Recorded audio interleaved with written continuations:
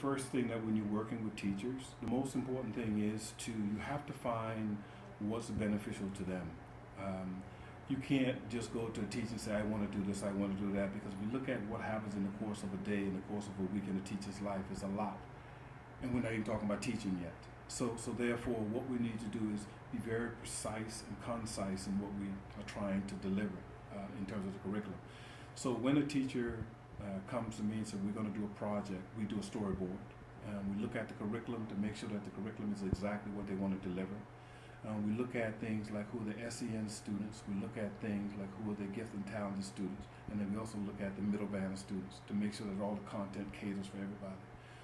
We then create the content from the storyboard, and I go back and test, and we always test with students who are going to be in the class.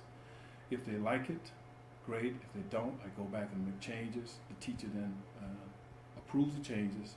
We then test it in the classroom with the class, and if it works, great. If not, changes are made. And then once those changes are made, then that's it. Then I move on to the next teacher and the next project. And the challenges that teachers face is, first of all, what do I want to do? What software is there that I can use? Because there's so much software out there, and how do you know this particular software is going to help you do what you need to do? So first of all, you have to get through the software bit. Once you've gotten through the software, okay, then what parts of the software do I identify that's going to help me create what I need to create? And so it's a long process, and during the course of a day, if you're teaching 5 lessons, it's very difficult to identify what you need to do for every phase. And so what I try to do is I try to take that away from the teacher.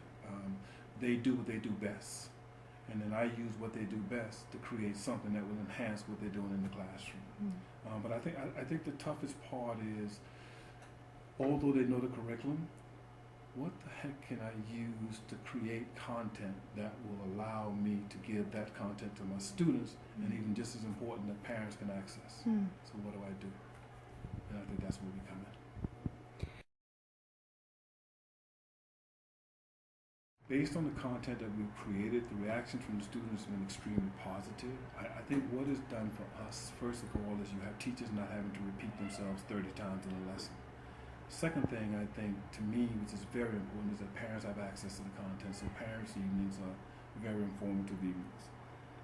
Third thing, I think, in terms of the students, I think they no longer have to wait on the teacher to ask, what do I have to do next?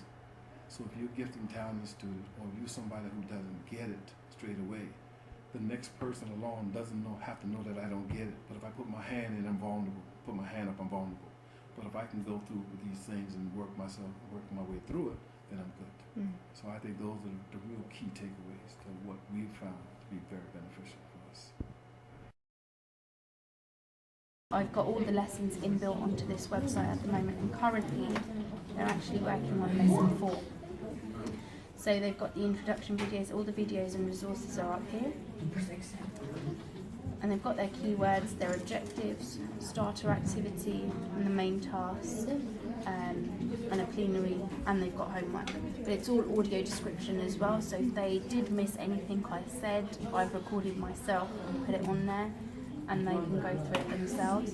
But they work at their own pace, they've got it all there, so they don't, it's just an extra resource for them, really. Any school that wants to get started is, first of all, they have to identify what they want to do. It's not just a process that you just start. So you start and you find teachers who want to engage with creating the content, and then you go with something as simple as using the sound recorder in Windows, or the sound recorder on the QuickTime on the Mac, and you do some audio files and save them as MP3 files. And then you put them in a Dropbox folder, you put them in a Google Drive folder, and give kids access to those folders. And if you create one main folder, then inside you create another folder, say lesson 1, lesson 2, lesson 3, lesson 4, lesson 5. Put the resource in that's related to the lesson with an MP3 file. Then kids can go in and access the content themselves. And then that way, at least that starts them off accessing what they need to do.